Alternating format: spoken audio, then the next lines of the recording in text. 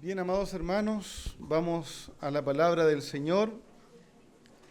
Abra su Biblia ahí en Hechos, capítulo 18.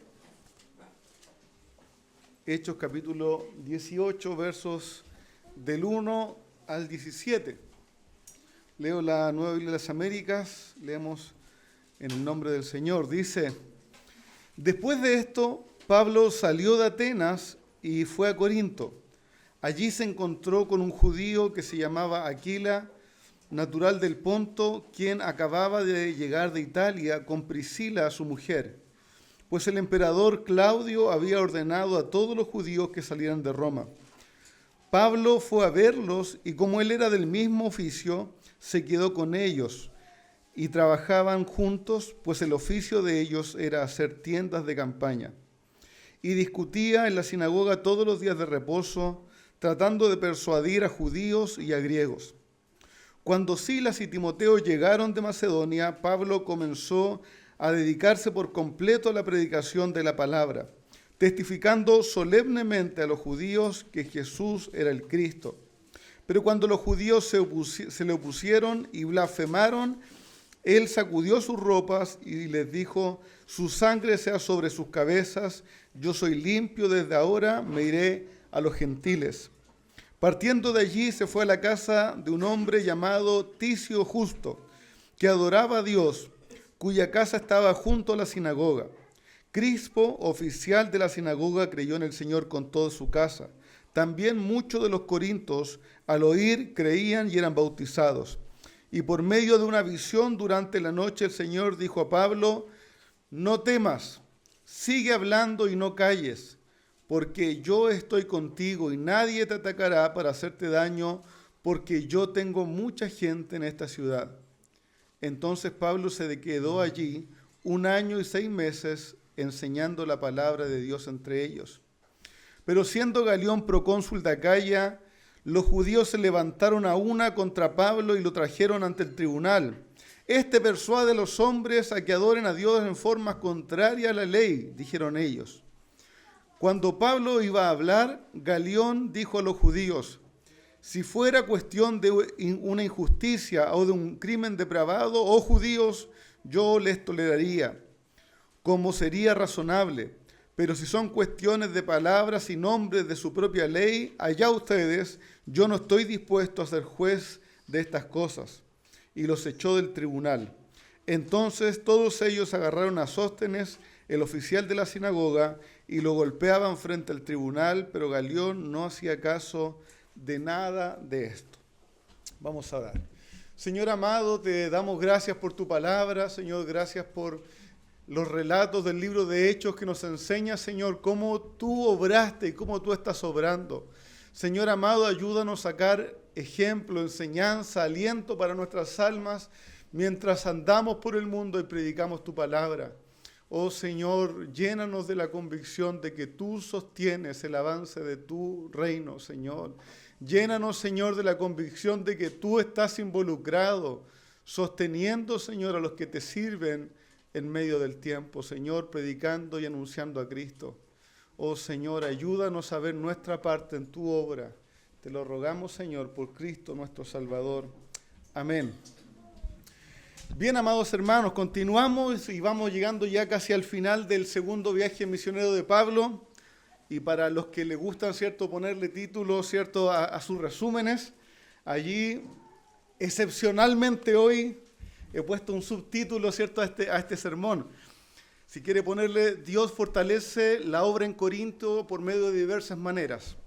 O también el Señor anima al apóstol Pablo por diversos medios en la predicación del Evangelio en Corinto. Hemos visto, ¿cierto?, que Pablo va a moverse ahora, ¿cierto?, desde Atenas, de esta gran ciudad, ¿cierto?, donde él predica en el Areópago, donde anuncia, ¿cierto?, aquellas cosas que él estaba predicando también en la sinagoga, y se mueve hacia la ciudad de Corinto. Hermanos, ustedes deben saber que estas son las grandes ciudades de la antigüedad. Pablo no está yendo a una aldea, no piense que estas son ciudades polvorientas, ¿cierto?, de adobe. son las megaciudades de esos sectores, de Europa, del Asia. Ya Pablo está llegando a estos lugares con el Evangelio, pensando en que el Evangelio se esparza luego desde allí a diferentes lugares. Pablo viaja unos 80 kilómetros hacia el sur. Si usted lo ve en su mapa, viajaría como hacia el sur, ¿cierto? A Corinto, provincia de Acaya, ¿cierto? Esta ciudad tuvo dos grandes momentos de esplendor. Hace algunos siglos atrás, antes que llegara Pablo, tuvo gran esplendor bajo el imperio griego, ¿cierto? Creció su arquitectura maravillosa, todo. Luego vino decadencia, pero ahora bajo el imperio romano nuevamente estaba viviendo un periodo de gran esplendor. ¿Y qué significaba eso? Una ciudad llena de personas, unas 200.000 personas vivían en Corinto, una ciudad llena de eventos deportivos, ¿cierto? Se conocían los Juegos Ídmicos ahí en Corinto, que eran la competencia ahí, ¿cierto?, de los olímpicos. Estaban ahí con los de Atenas, con los de las otras ciudades griegas, pero eran uno de los grandes juegos griegos. Pero también era una ciudad donde abunda el dinero, donde abundan las riquezas, también abunda la idolatría y la inmoralidad. Ser conocido como de Corinto era hablar de era ser conocido de una ciudad inmoral. Así como hasta hoy, al hablar, ¿cierto?, de la homosexualidad, hablamos de sodomía, ¿cierto?, de los sodomitas, así también, por Sodoma, así también al hablar de ser Corinto en este tiempo era saber que uno vivía en una conducta inmoral. Eso significaba corintianizar o ser de Corinto. Era una ciudad conocida en todo el mundo antiguo por un nivel de inmoralidad altísimo. Hermanos, y esto siempre trato de recordarlo, no me voy a quedar mucho ahí, pero para que usted sepa, porque nos creemos esta cosa, que nosotros vivimos en la peor sociedad posible. Hermanos, aquí habían cientos o miles de mujeres sacerdotisas, prostitutas, que día y noche estaban en estas labores y habían sacrificios y habían carnavales y habían juegos por todas partes, todo el día, toda la noche, todo el año. A este lugar llegó Pablo a predicar el Evangelio. A este lugar, para que usted conozca y sepa dónde el Señor fue llevando su Evangelio para esparcirlo. Usted y yo no vivimos en la peor de las sociedades a las cuales ha llegado el Evangelio. El Señor nos ha dado incluso una sociedad que aún hoy día tiene una conciencia teísta. Algo de Dios saben las personas. A este lugar llegó Pablo a predicar el Evangelio. Nos dice el verso 2, y aquí Lucas nos hace una introducción de ciertos personajes. Si usted ha notado en el libro de Hechos, Lucas toma un tiempo para hablarnos de Saulo y nos introduce el personaje tomando un tiempo para hablar. Luego, más adelante, habló de Bernabé, hijo de consolación, natural de tanto, y nos introduce un personaje. De Timoteo, ahora hace una mención y introduce a un matrimonio, a dos hermanos que van a ser de gran relevancia en los textos del Nuevo Testamento, e introduce a Aquila y Priscila, ¿cierto? Un poquito más adelante, y después en general se les va a llamar Priscila y Aquila, ¿cierto? Dándole de alguna manera preponderancia a Priscila. Y hago el paréntesis, no sabemos bien por qué, quizás ella era la más extrovertida, quizás ella tenía una condición de nobleza superior a su esposo. Allí los diferentes autores hablan de diferentes cosas, pero Aquila es el esposo, ¿cierto? Y Priscila es la esposa. Así que nos dice el texto que ellos acababan de llegar desde Roma, ¿cierto? Y veremos de ellos varias veces en el libro de Hechos. ¿Por qué venían de Roma? ¿Cierto? Y Lucas aquí nos da varios datos históricos que en algún momento de la vida me gustaría estudiarlos con ustedes, hermanos, porque este es de los pasajes que más da un respaldo histórico al libro de Hechos, porque otros datos históricos no cristianos están citados con una exactitud, pero que algunos comentaristas han dicho, solo alguien que vivió en la época puede haber sabido exactamente quién era el procónsul, quién era el emperador, cuáles eran las leyes. Incluso este exilio de los judíos desde Roma está citado por autores no cristianos que estuvieron en Roma y que decían que los judíos en general fueron echados de Roma en este tiempo bajo el emperador Claudio porque discutían entre ellos acerca de un Cristo. Probablemente él sin entender, y todos los autores cristianos dicen de Cristo, y fueron expulsados todos los judíos porque entre ellos estaban peleando a causa de este Cristo. Y en ese tiempo, que está respaldado en la historia, Aquilas y Priscila salieron de Roma y se instalaron ahí en Corinto, probablemente ya siendo cristianos, probablemente, porque Pablo no habla de ellos como los primeros creyentes de Acaya, sino que los toma desde el principio como hermanos, como hijos del Señor. Así que Pablo se encuentra por la gracia de Dios con ellos, que vinieron a ser no solo compañeros de oficio, sino hermanos fraternos en la fe, compañeros de oficio y compañeros en la predicación del Evangelio. Hermanos amados, estos bellos hermanos serán de gran bendición en la vida de Pablo, del apóstol.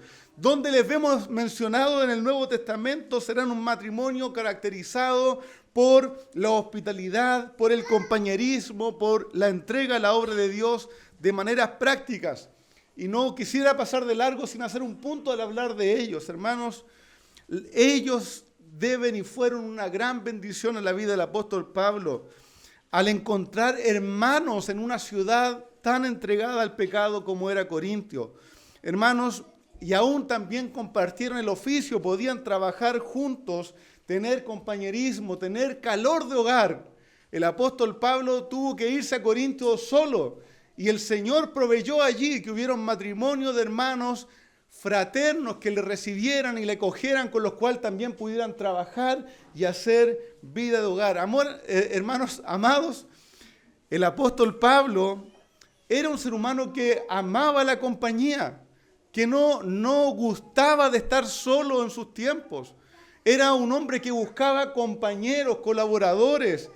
El apóstol Pablo no estaba en Corinto solo por gusto, sino que había tenido que viajar. Incluso dice en Hechos 17:15 que dejó instrucciones que Silas y Timoteo se unieran a él lo antes posible, que vinieran pronto a verle. Pero vamos a ver también en otras cartas que era parte de su carácter, no era un líder solitario. Pablo quería estar acompañado, dice 2 de Corintios 2:12, Pablo dice: cuando llegué a Troas para predicar a Cristo, se me abrió una puerta en el Señor, pero no tuve reposo en mi espíritu al no encontrar a Tito, mi hermano. Así que despidiéndome de ellos me fui a Macedonia. Pablo llegó a Troas, no encontró a su amigo, a su colaborador Tito, y no tuvo paz. Dijo, y aunque habían oportunidades, yo quería encontrar a Tito. Así que se fue de nuevo a Macedonia. A Timoteo le va a decir, en su segunda carta, al final le va a decir: Timoteo, procura, y ahí la idea es, haz todo lo posible por venir pronto a verme. Hermanos queridos, parte del ánimo que el Señor dio al apóstol Pablo en la predicación del Evangelio en Corinto fue no dejarlo solo, fue darle hermanos, darle compañeros. Hoy día parece que fuera más sabia esta expresión de decir, no, si yo estoy bien con el Señor, yo escucho al Señor y Él me habla a mí, déjame a mí tranquilo. Hermanos, ese no es el corazón cristiano. No es el corazón cristiano. El cristiano requiere compañeros, amor fraterno, otro con el cual caminar, otro con el cual apoyarse. Hermanos, siempre fue el carácter del Señor así. Y el Señor le dio con Aquila y Priscila, o Priscila y Aquila, al apóstol Pablo, no solo compañero de oficio, hermano, sino un hogar. Pues el verso 3 dice que Pablo se quedó con ellos, y la idea es que se quedó morando con ellos, se quedó viviendo con ellos mientras estuvo allí en Corinto. Amados hermanos, les ruego que considere esto. Tener compañeros en la obra del Señor es parte del aliento del Señor para nuestras almas. El Señor no mandó a los 70 predicadores de uno en uno. El Señor mandó a los 70 de dos en dos. El Señor no escogió un apóstol, escogió 12 apóstoles. ¿Para qué? Dice la palabra del Señor, para estar con Él y para enviarlos a predicar. Hermanos, el Señor, cuando nos llama, también nos da este corazón y este deseo de estar unos con otros. Este matrimonio de hijos del Señor no solo mostrará su corazón fraterno con el apóstol Pablo. Vamos a ver en Hechos 18 que después van a tomar a otro gran predicador y ellos le van a enseñar al predicador, a Apolos. lo van a tomar porque él predicaba aún el bautismo de Juan, le van a decir, no, si ya vino el Mesías. Y este es el Evangelio, y lo van a acoger y le van a enseñar. Hermanos, con esto voy a ir cerrando lo de Priscila y Aquila, pero Pablo dice, escribiendo desde Éfeso, la primera carta de Corintios, dice 1 Corintios 16, 19, las iglesias de Asia los saludan, Aquila y Priscila, con la iglesia que está en su casa, los saludan afectuosamente en el Señor. Pablo va a decir desde Corinto, escribiendo a los romanos, saluden a Priscila y Aquila, porque después de estar en Éfeso, Priscila y Aquila se van de nuevo a vivir a Roma. Romanos 16:3 dice, saluden a Priscila y Aquila, mis colaboradores en Cristo Jesús, los cuales expusieron su vida por mí, a quienes no solo yo doy gracias, sino también todas las iglesias de los gentiles. Amado hermano, ¿cuál fue el gran ministerio de Priscila y Aquila? ¿Cómo fortalecieron a la iglesia, la vida de Pablo y la vida de otros cientos de hermanos? ¿Eran predicadores? ¿Eran escritores? ¿Eran conferencistas? Hermano, ¿cómo este matrimonio de hermanos amados fortalecieron la vida del apóstol Pablo? Fueron simplemente hermanos fraternos, amorosos, hospedadores, con un corazón y una casa abierta para servir al Señor. Hermano amado, no desprecies ese lugar en la obra del Señor, que fortaleció la vida del mismo apóstol Pablo y la vida de las iglesias gentiles. Así, este matrimonio de creyentes va a ser un apoyo y una bendición para Pablo. Luego, los versos 5 al 7 nos hablan de la llegada de los colaboradores de Pablo a Corinto y la predicación a los judíos. Dice el verso 5, amados hermanos, dice el verso 5, que cuando Silas y Timoteo pudieron alcanzar a Pablo en Corinto, entonces entonces se pudo dedicar por completo a la predicación del Evangelio.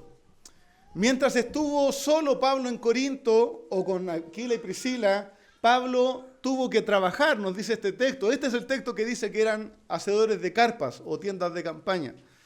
Tuvo que trabajar y en los días de reposo iban a la sinagoga y él defendía la fe de Cristo.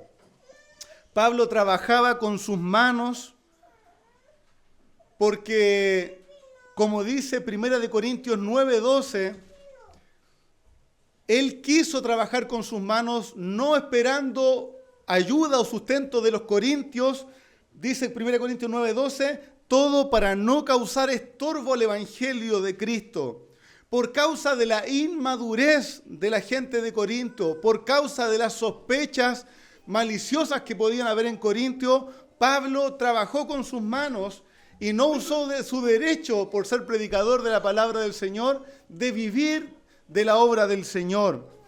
Y aun cuando tuvo necesidad, no quiso ser carga para ellos que aún recién estaban conociendo el Evangelio, sino que trabajó esforzadamente con sus manos hasta que llegó Silas y Timoteo y trajeron para él sustento y apoyo para que pudiera dedicarse a la obra del Señor. Dice 2 Corintios 11:9, si quieren anotarlo ahí porque es la referencia. 2 Corintios 11:9 dice, cuando los hermanos, hablando de Silas y Timoteo, llegaron de Macedonia, suplieron plenamente mi necesidad, y en todo me guardé y me guardaré de serles carga. Hermanos amados, el apóstol Pablo no tuvo problema en trabajar cuando fue necesario y tampoco tuvo problema en ser sustentado por la obra de Dios cuando así el Señor lo permitió.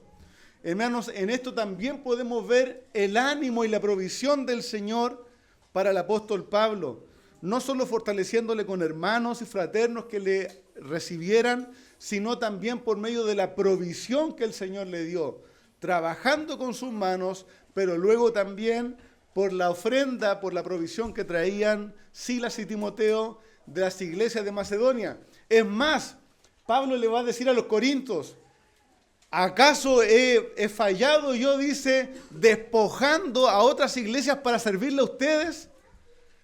No es que Pablo no quisiera vivir de la obra de Dios, él sabía que tenía derecho de vivir. Dice, es mucho que nosotros cosechemos lo material si hemos sembrado lo espiritual. El apóstol Pablo va a decir, es justo que yo viva de esto, pero por causa de su inmadurez, yo he tenido que trabajar y suplir mi necesidad con el trabajo de mis manos. Pablo va a decir en 1 Corintios, ¿acaso solo yo y Bernabé no tenemos derecho a no trabajar? ¿Tenemos derecho a no trabajar? Esto estaba claro en la mente del apóstol Pablo, pero a causa de las circunstancias, él trabajó y se sustentó a sí mismo, pero luego, llegando la provisión, también él pudo vivir y dedicarse por completo a la predicación de la palabra del Señor. Así que el Señor animó y fortaleció la vida del apóstol Pablo por medio de hermanos y también por medio de la provisión. Y cuando empezó a predicar, ya más entregado completamente en la ciudad de Corinto, se levantó nuevamente división y hostilidad hacia la palabra del Señor. Como hemos visto vez tras vez en Hechos, ¿cierto? Se levanta división entre los que creen y los que no creen. Pablo va a decir también en 1 Corintios 11, esa división a veces es necesaria para que se manifieste lo que de ustedes son aprobados y los que no.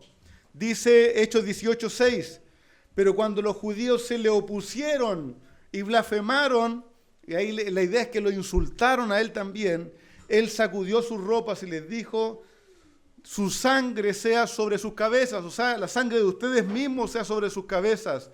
Yo soy limpio y desde ahora miré a los gentiles. Pablo, ¿qué le dice a los judíos? Ustedes mismos son responsables de la condena que está sobre su cabeza. Ustedes son responsables, yo estoy libre de culpa. Yo no seré responsable cuando el juicio del Señor venga sobre ustedes. Aquí Pablo está casi citando las palabras que están en el profeta Ezequiel, capítulo 33, verso 4. Ezequiel 33, 4 dice, el que oyere sonido de trompeta, de una bocina que alerta, y no se da por advertido, y viene espada y se lo lleva, su sangre recaerá sobre su propia cabeza. Hermanos queridos, el apóstol Pablo está diciendo, ustedes ya están advertidos. Ustedes que han escuchado el Evangelio de Cristo, ya están advertidos. Esta es una advertencia terrible y quisiera rogarle que usted, si aún no tiene convicción de ser hijo del Señor, escuche esto. Esta es una advertencia terrible, es una declaración que debiera causar temor.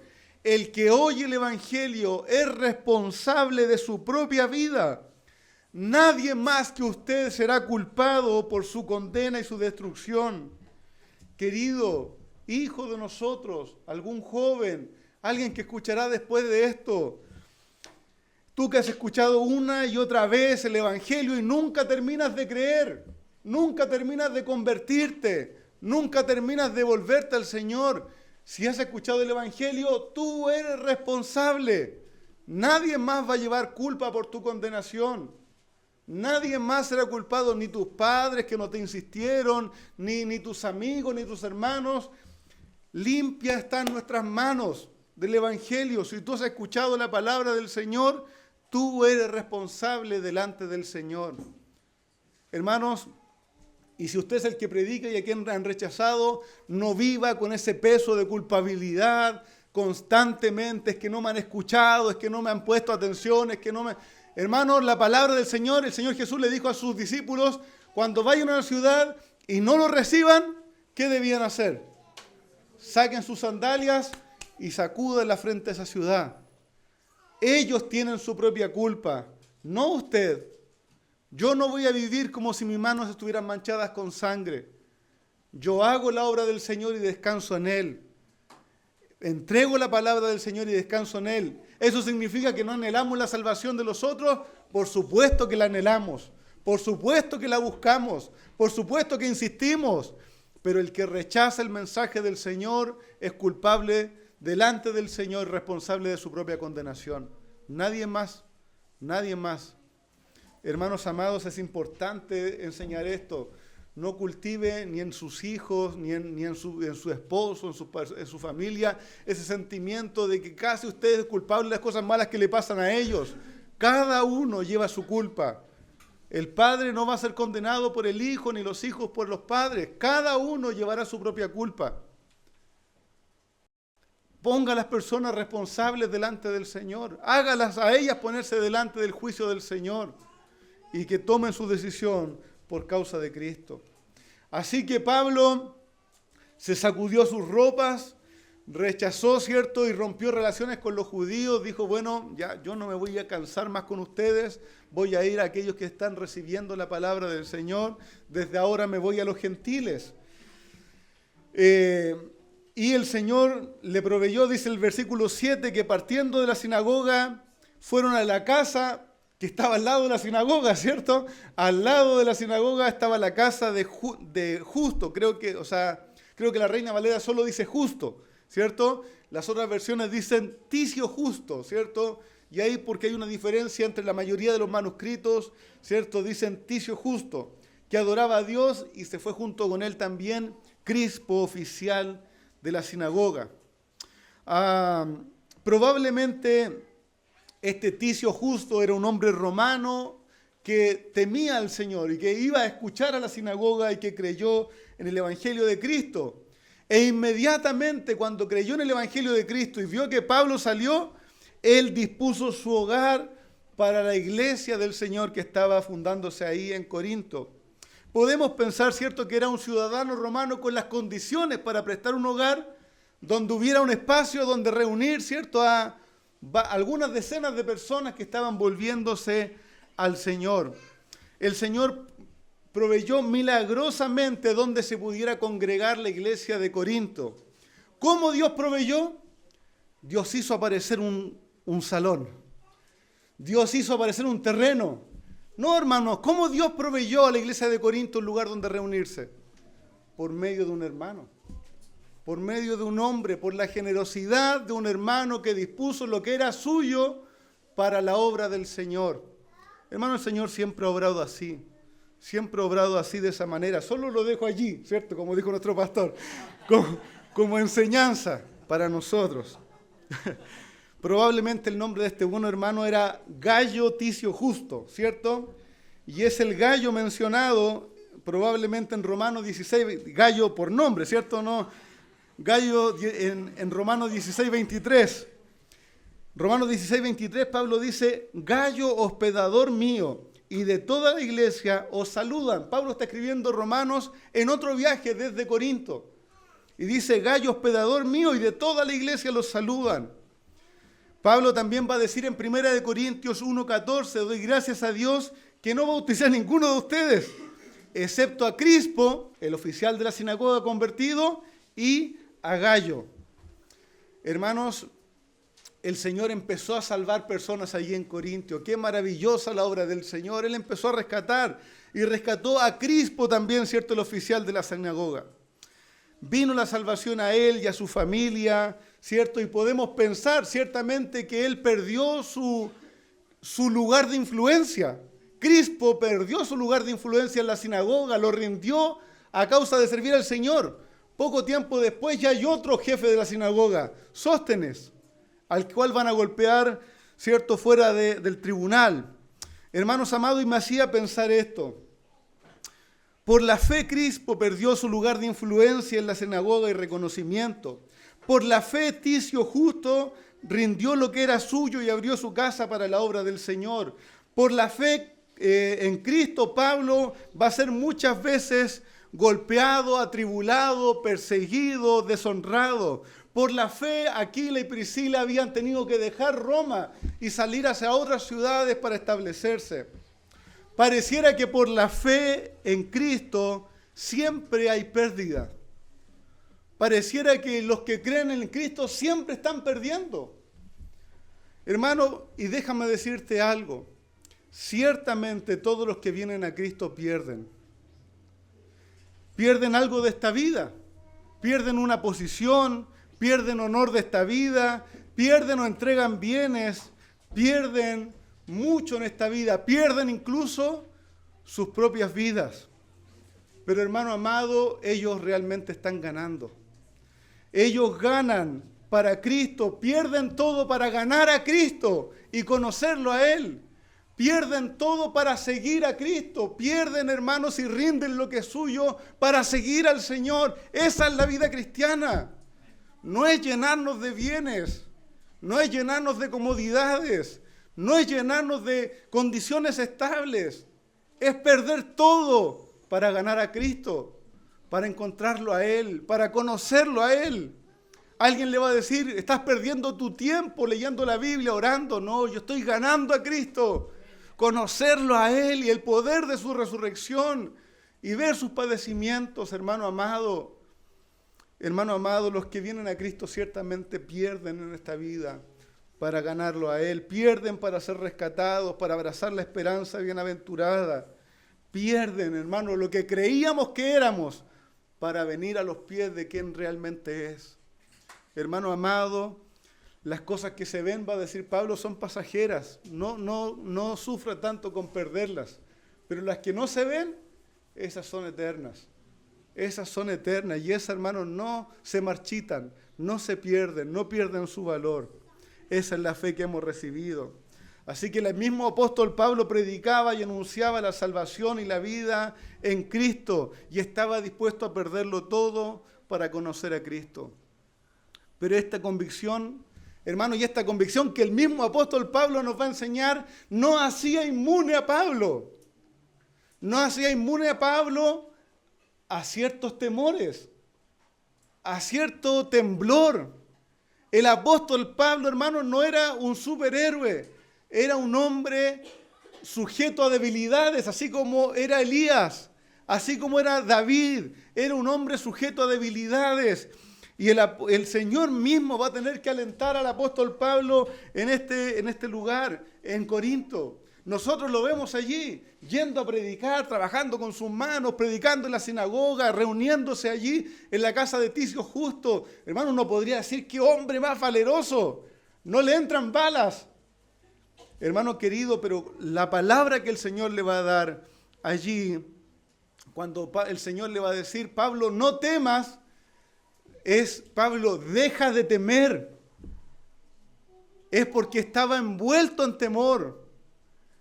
El apóstol Pablo va a decir en 1 Corintios, escribiéndole a la iglesia donde está fundando 1 Corintios 2:3, va a decir, yo estuve entre ustedes con debilidad, y esa debilidad estuve casi incapacitado de hacer cualquier cosa. Estuve con debilidad, con temor y mucho temblor. Allí la palabra cuando dice, Pablo, no temas, es la palabra, Pablo, no tengas miedo, no tengas fobia, fobeo. Pablo, no estés atemorizado. Eso es lo que le dice el Señor. Y Pablo dice, yo estuve entre ustedes muerto de miedo. Yo tenía miedo, yo estaba complicado, yo estaba debilitado. Esta fue una realidad de la vida del apóstol. El ser debilitado, el estar atemorizado, tener miedo en la obra del Señor. Hermanos amados, él sabía, podía ser nuevamente maltratado, podía ser nuevamente escupido. Estaba congregándose al lado de los judíos que lo odiaban. Podían en cualquier momento venir, maltratarlo, echarlo de la ciudad. Hermanos queridos, pero vino el aliento de la palabra divina. Vino la palabra del Señor para él. El Señor había alentado al apóstol con colaboradores. El Señor había alentado la vida del apóstol dándole sustento después de un tiempo de arduo trabajo. El Señor había alentado la vida de él de muchas maneras, pero también el apóstol necesitaba de la palabra de Dios para su vida. Y el verso 9 va a decir, Pablo, no temas, deja de temer literalmente, sigue hablando y no calles, porque yo estoy contigo y nadie te atacará para hacerte daño, porque yo tengo mucha gente o tengo mucho pueblo en esta ciudad. Otra versión dice, tengo mucha gente de esta ciudad que me pertenece.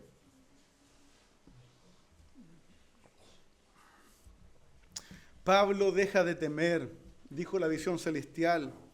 Pablo, no te dejes intimidar, habla y no calles, porque yo estoy contigo. Hermanos, es el mismo Señor Jesús animando al apóstol Pablo. He aquí, yo estoy con vosotros todos los días hasta el fin del mundo. Pablo, no calles. No dejes que ese temor te invalide, te paralice, haga que no seas útil en la obra que yo te he puesto allí para realizar. Pablo, no calles. Yo estoy contigo, no temas porque yo estoy contigo para que se cumplan mis propósitos. Hermanos, mientras Dios tiene planes con nuestra vida en esta tierra, nadie lo podrá arruinar quitándonos del medio. Hermano amado, yo me acuerdo siendo adolescente cuando el Señor me salvó, como que me inundó un valor. Y yo decía, bueno, mientras el Señor me quiera aquí para predicar a alguien, me imaginaba como que me iba a chocar un auto y no, se iba a churrascar antes de chocarme, ¿cierto? Hermanos, porque es que mientras el Señor quiera algo conmigo en esta tierra, nadie me podrá echar mano. Y si hoy día se acaba mi tarea, el Señor que me lleve y listo, se acabó. Hermano amado, mientras el Señor quiere algo con uno de sus siervos en esta tierra, nadie va a arruinar los planes de Dios. Esto no es una palabra motivacional para usted. No es de coaching motivacional. Hermano, no se trata de que usted y yo seamos fuertes. No se trata de que yo voy a cumplir mis sueños. No se trata de que mis enemigos no sean fuertes ni que sus terrores no sean reales. Son fuertes, son reales. Es terrible la obra de Satanás. Restringido, pero aún como nos enseñaba el pastor en la mañana, obrando. Hermano amado, y yo no soy fuerte y yo no soy capaz. Hermano amado, esto se trata de que los propósitos de Dios se van a cumplir. Los propósitos de Dios se van a cumplir.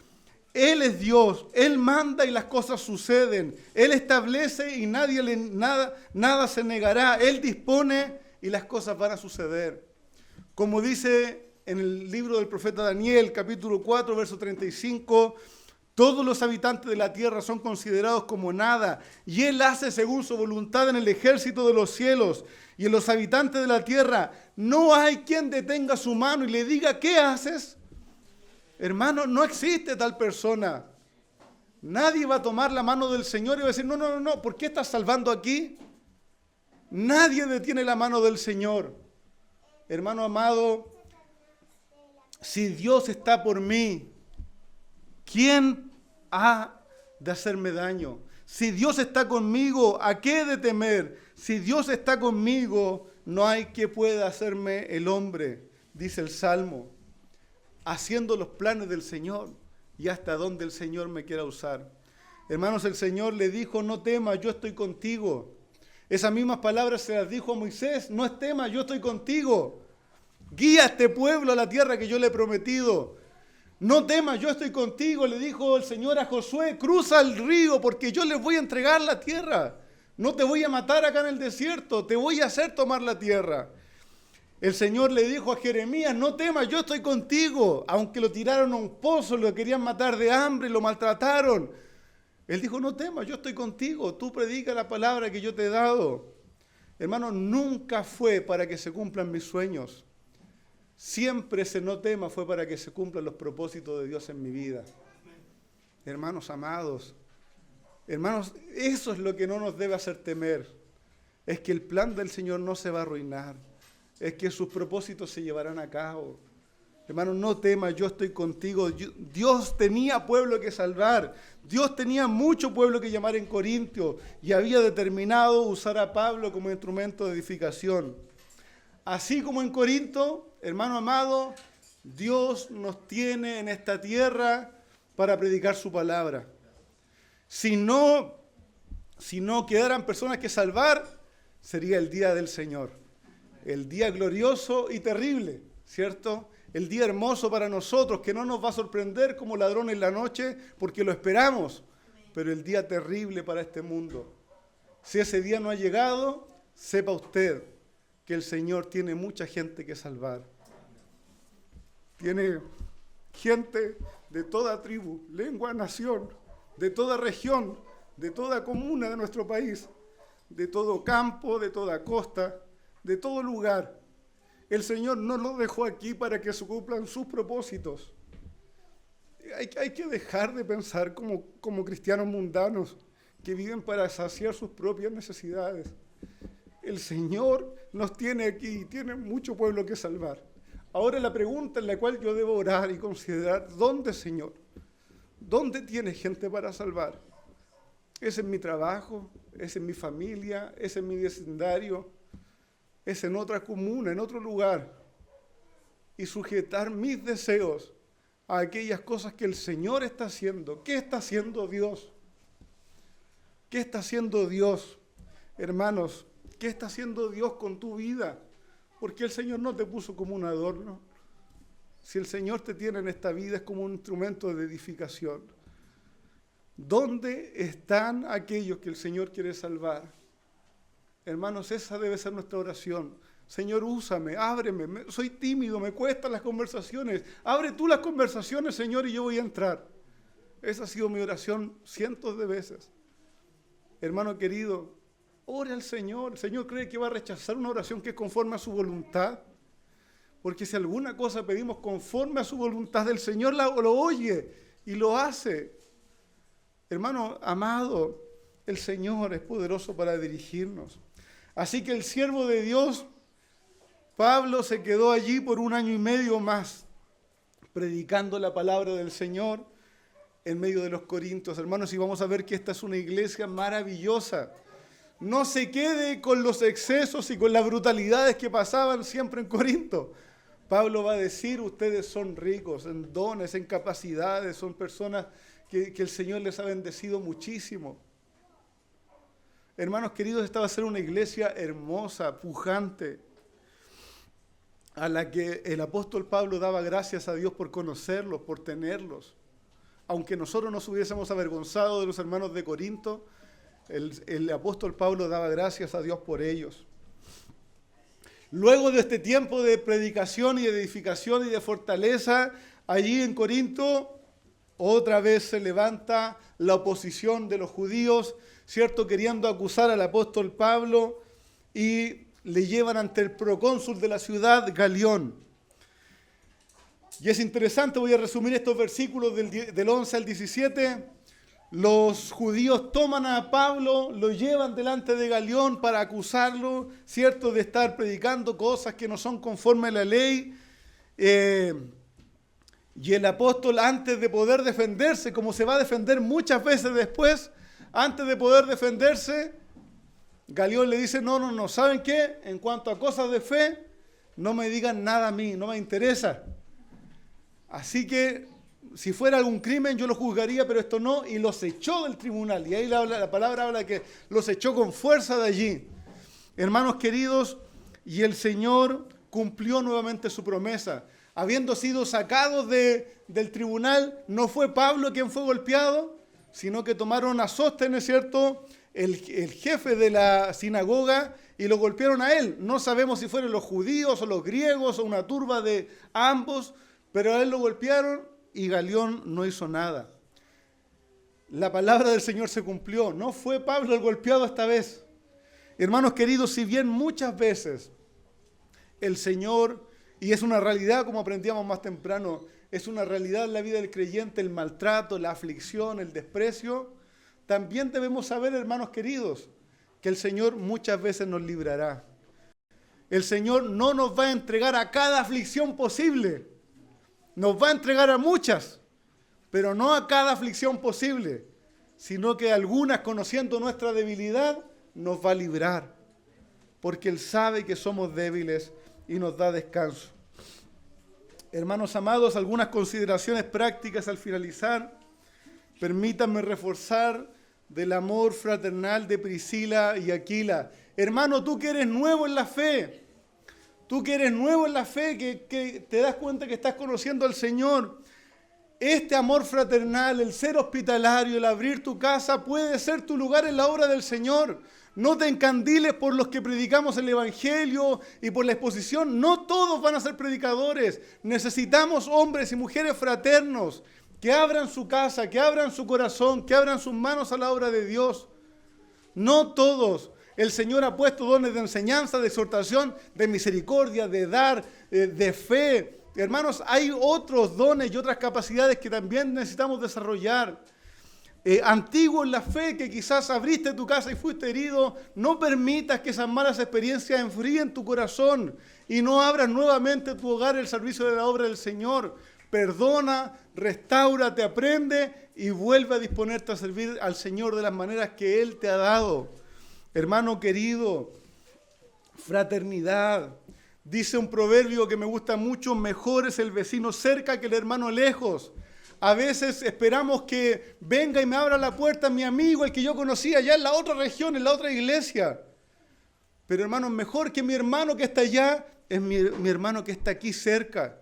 El que puede cuidar de mí. Debo a veces dejar de anhelar el que está en la otra ciudad y empezar a conocer el amor fraternal con el que tengo al lado, con el que tengo cerca, que el Señor me fortalezca por medio de la obra de ellos.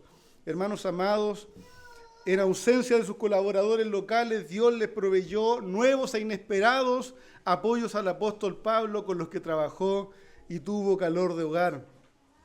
Hermanos amados, por otro lado, vea ese corazón del apóstol Pablo de no estar solo. Yo le ruego que considere esto y que tenga ojo con aquellos que se levantan solitarios, ellos fuertes, solos, sin ninguna ayuda. Hermanos, esos hombres solos son como figuritas de yeso, frágiles, en cualquier momento se caen y sabe que aunque cree que son fuertes, no soportan el golpe, no hay nadie que los sostenga, no hay nadie que los reciba. Y yo pensaba esto, es mejor lo siguiente, es mejor que la gente sepa y yo parezca como un viejito débil, pero tener a dos a los lados que oren por mí y sostengan mis brazos mientras yo clamo al Señor por el pueblo. Hermano amado, los hombres del Señor no están solos, no debieran estar solos. Pónganse al lado de algún hombre del Señor, una mujer del Señor y sosténgalo en oración. Sea fraterno, sea quien le ayude. No necesita usted ser un predicador, usted un teólogo duro, un intelectualoide. Sea un hombre de oración, una mujer de oración. Que fortalezca a los que están a su lado. Hombres de servicio, mujeres que sostengan a otros que el Señor les ha dado por labor la exposición pública de la palabra. Hermano amado, también en cuanto a la predicación y el rechazo, si bien debemos buscar la salvación, como decía, hermanos amados, de todas las personas, nuestras manos no están manchadas con sangre de nadie. Usted predique la palabra mientras se dé la oportunidad y cuando no, continúe con el siguiente que esté dispuesto aún a oír la palabra de verdad. Hermano amado, hermana querida, no es su culpa. Si usted ha anunciado el Evangelio a su hijo, a su esposo, no es su culpa el rechazo o no de las personas al mensaje del Señor. Descansa en el Señor, descansa en la gracia del Señor. Siga rogando en secreto, siga rogando, siga viviendo una vida que dé testimonio, pero no se sienta culpable de muerte, no deje que esas acusaciones detengan su vida cristiana. Hermano querido, no temas, el Señor está contigo. Mientras el Señor tiene propósitos contigo en esta vida, no temas. Y si crees un día que el Señor te está llevando, descansa. El Señor ya hizo su labor contigo y te va a llevar a un lugar mejor. Hermano, mientras estés aquí, ruégale al Señor entender aquellos propósitos que Él tiene para tu vida, que no son, de hecho, enriquecerte y hacerte pasarlo bien y vivir mil experiencias. Es que tú le sirvas en medio de esta generación anunciando el Evangelio. El Señor nos ayude, nos fortalezca y nos siga usando para su gloria en este mundo. Vamos a orar. Señor amado, gracias por tu palabra, gracias Señor porque estos relatos maravillosos nos hacen ver cómo tú obraste con hombres débiles, al igual que nosotros.